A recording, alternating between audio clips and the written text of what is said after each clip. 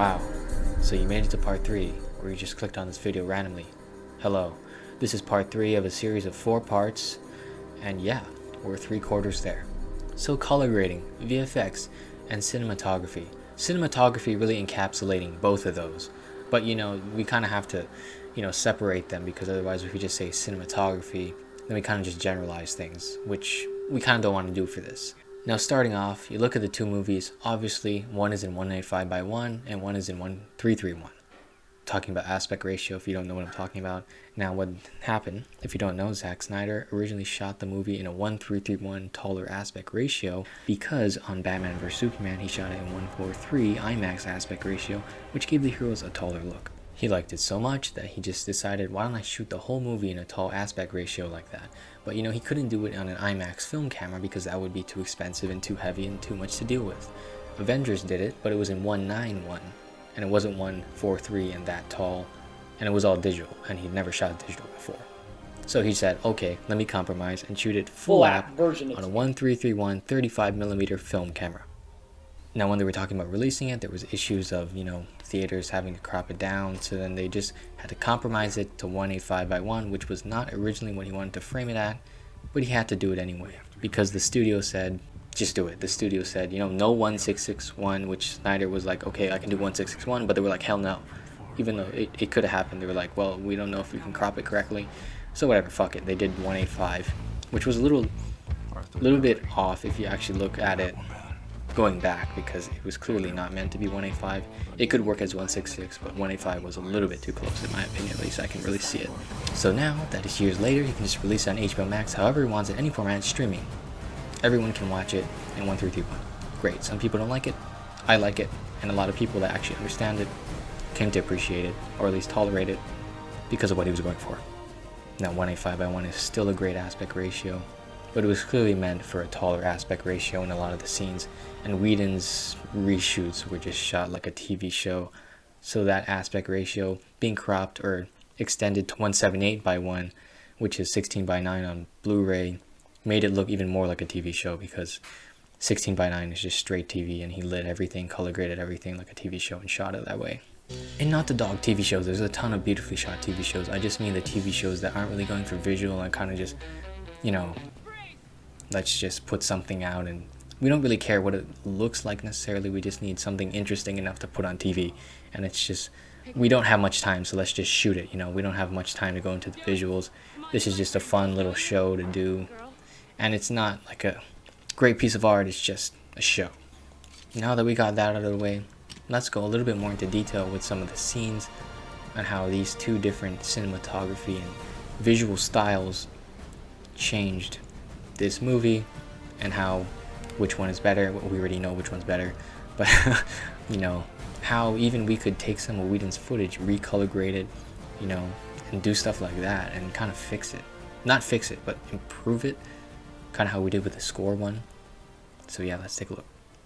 Now the first thing that just kind of shocked me, like it was so surreal, was to see this snow that Zack Snyder added, the CGI snow, which he's done something like this in the past with the CGI maple leaves, I believe, falling at the beginning of Batman vs Superman, which was really awesome. So he did it again here. It was just because I didn't expect it, because in Justice League 2017 there's no snow and it just looks like a unfinished raw footage, you know what I mean? It's so much better, and it was snowing on the top of the mountain, so it would make sense that it would be snowing here as well. It's a strong artistic choice, and it just makes you feel the entire environment that you're in, and it's just beautiful, and I have to commend him for that. I would never even have thought of it, because we've just been watching the other version for so long. It actually adds to the drama of the scene, and it makes, well, with the extended scenes as well, Bruce just kind of disappointed that, Arthur's not really wanting to come with him, and is he feeling, is what he's doing really the right choice? Now, we talked about this scene in part 1, but let's take a look at it again. Now, they're talking about bringing Superman back, and it's just a sort of basic, slight movement, but very still tripod, different shots to different others in the room, so it really feels like they're not even together. Well, Zack Snyder wanted to do this 8-camera rig where they're all in the same room, so it's clearly, very connected, the continuity, it feels like they're all together. which, I mean, it makes sense. It's a Justice League movie.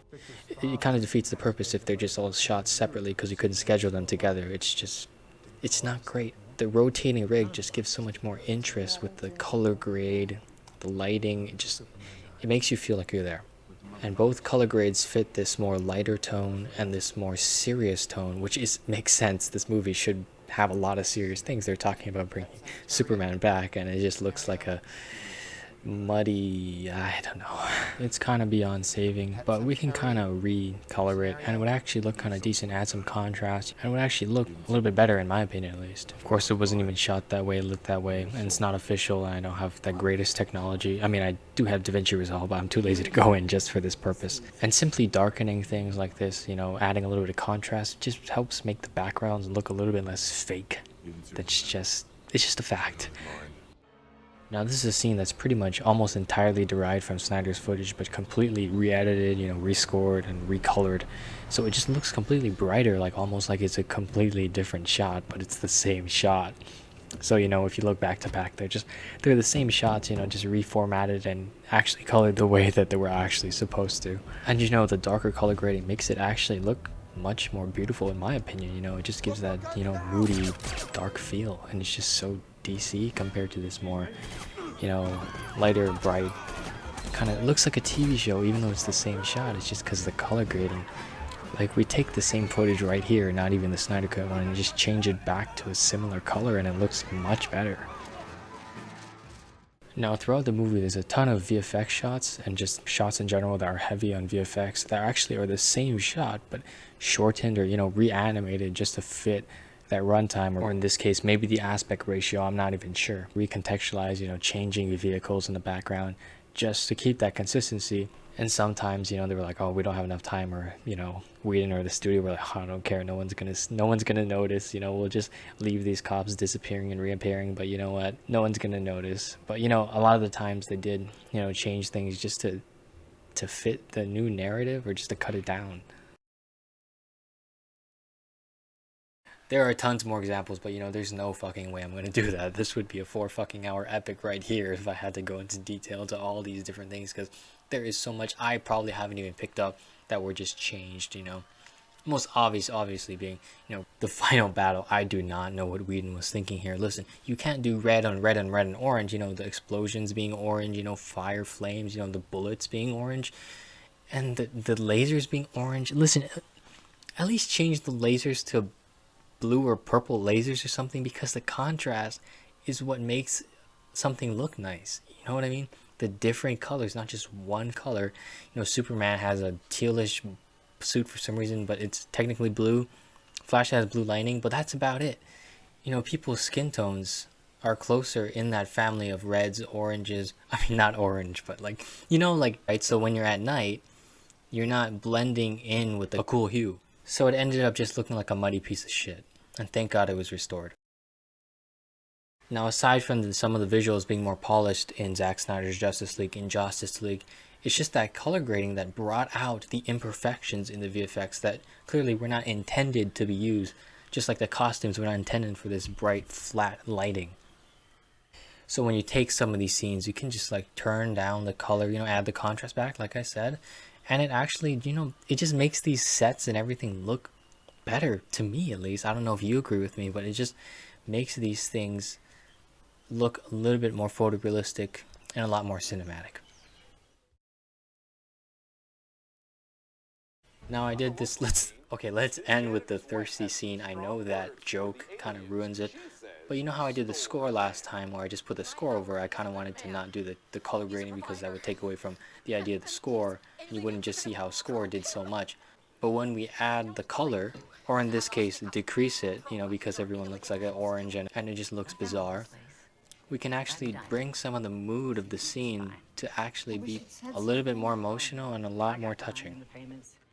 And the banks jump like a cougar if you miss by a dime. The place was too big for me anyway, shuffling around like an old ghost. Well, I might have been able to talk to someone, or... You had enough to deal with. Hey, Lane, who was your source? The activist in that university? What? It's my source. There were all those student protests. Well, I'll see if she'll take your call. Sounds like you should be working that story. I'm not ready yet. It was hard coming back here at all. Well, I can hardly read the news anyway. So much bitterness. Of course, I think it's all because he's gone.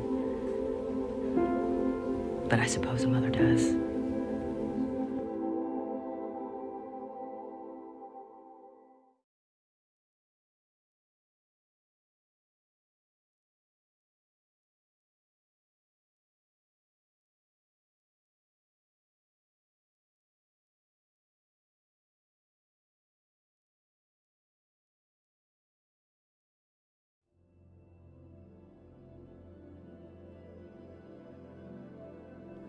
So yeah, that's pretty much what I'm going to cover on this section of cinematography, VFX, and color grading, all of them of course being integrated.